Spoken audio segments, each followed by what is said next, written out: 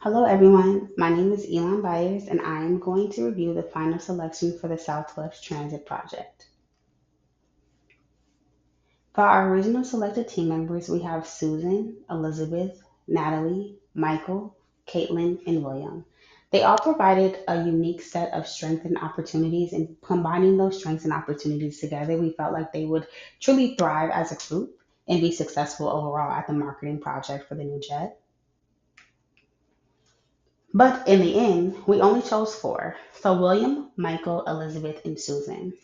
William was selected because he's been with the company for a number of years. He has a deep understanding on where we have been and where we're trying to go. Michael is very much data driven and he can help us back up that why behind why we did things.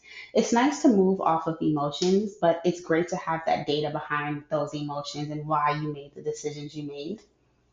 Elizabeth is very key. She has a key eye for detail, and that's going to be key for when we're going through this project pretty fast on tight deadlines. She can set us back and help us look and see what we're missing, what needs to be corrected, and fine tune those key little points.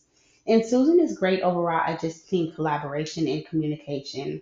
That can be helpful when providing an inclusive environment.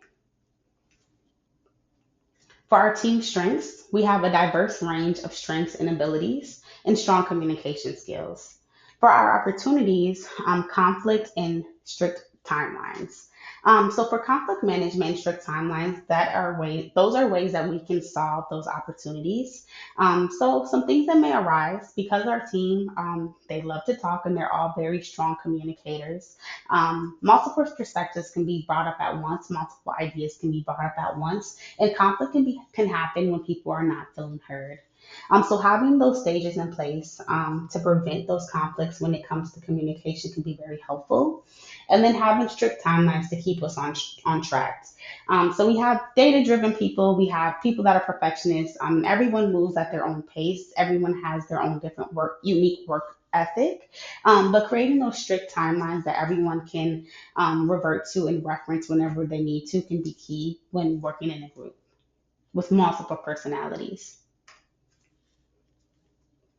So for our team potential, again, Susan, she's strong at communication. She helps everyone and makes them feel included.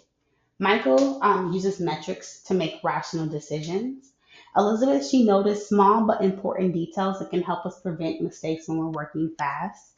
And William has experience. He can help us understand where we came from and where we're trying to go. Also, he has a deeper understanding on the team and our guests overall. So for motivational strategies, we have the two-factor theory, meaningful work, recognition, and personal growth. On the other hand, we have the lot goal setting theory, established timelines, clear metrics, and open feedback. When working in a group, it's important to understand not everybody is motivated by the same things. Some people are motivated by data, performance, metrics, timelines, when other people are motivated by personal goals and having those core values at the forefront. So it's important that we have key motivators for everyone involved on the team to motivate them in different ways to match their uniqueness. So for some conflict management strategies, two potential conflicts that can occur is perfectionism versus timelines and also different working styles. Some ways that we can prevent that before it arrives is setting clear timelines and setting those clear expectations. Like I just mentioned, everyone has a different work ethic, everyone works at a different pace. But having those timelines can really be beneficial to making sure that everyone can reference those same dates and reference those same communication expectations or respectful expectation or whatever group expectations that have been set, right? Everyone has a clear path that they can reference and understand whenever they are confused. And also, it's a way to hold the team accountable overall. So, some leadership strategies we have in place is inclusive leadership and transformational leadership. Inclusive leadership promotes everyone just feeling included, making sure that everyone has value on the team and they're feeling empowered to speak up, say their ideas, and even make mistakes. When you make mistakes, especially in a group, you're able to learn from them, and it's important to be strong enough to make those mistakes in a group. And also hold yourself accountable when you do make those mistakes or when they occur. And then transformational leadership is just making sure that all of the work that you're doing truly means something and it holds value and it will have a positive impact in the end.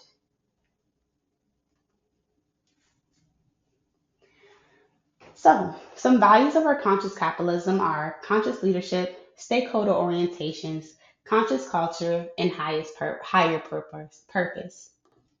Conscious leadership can be defined as moving with integrity, and stakeholder orientation can be defined as um, showing care and consideration and understanding everyone that was involved. So from the bottom to the top, from the janitor to the CEO, however you want to describe those kind of things, right?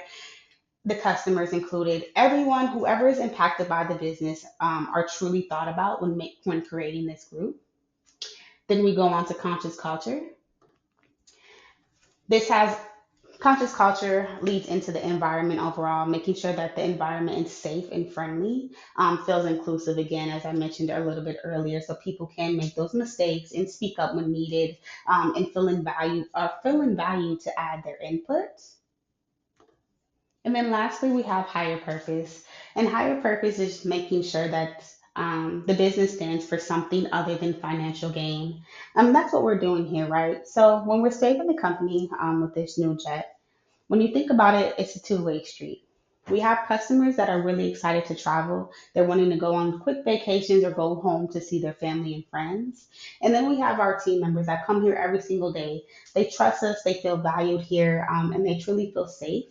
When you are serving that higher purpose, you're taking those stakeholder orientations. You're taking into consideration everyone involved, and that's what we did here when we went through and picked the final four. Making sure that we have a diverse range of candidates that can speak to a diverse group of people is key when you're looking at marketing. So for the stakeholder value, we have fast wait times, job stability, and a healthy work environment. So when we have the funds, everyone's able to come to work, right? And when everyone's coming to work, we have faster wait times because we're able to service people, we're able to clean, we're able to do all of those good things. In addition to that, when we have the fast wait times, we have our team members arriving, and that's providing job stability. Making our team members trust us again, letting them know that they have a long life job and we understand that they do also have lives outside of work, and we value that too. And then healthy work environment, making sure that they have a place to come to work that's fostering and positivity, inclusive, and being inclusive. I mean, creating an environment where everyone can truly feel empowered to speak up, and be their true self. And the positive impact for the company, we have improved financial stability, increased trust and engagement, and innovation and creativity. When we have a group of a diverse range of unique perspectives and people and backgrounds, they're able to come together and think of new, cool, creative ideas that just one single person was not able to think about. When we have increased trust and engagement, we're going to have trust and engagement from the outside of the organization and just as well as inside of the organization.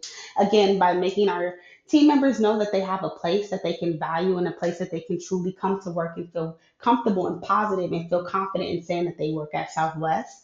But also, we have it on the other side with our customers knowing that they have new jets coming out and things showing that we do care and that we are making improvements because they are at the forefront of what we do. And then improve financial stability, right? When we have the funds, everyone can be happy. We have funds, we have the ability to have office parties. We have the ability to take time and slow down. We have the ability to this to allocate workload evenly. Overall, all across the board, we have the opportunity to create and improve a really positive environment. Any questions? And before I move on, I just want to say thank you so much for listening to me today. I'm very new at presenting and something that I'm still working on. And I just really, really appreciate you all for taking the time to hear me today.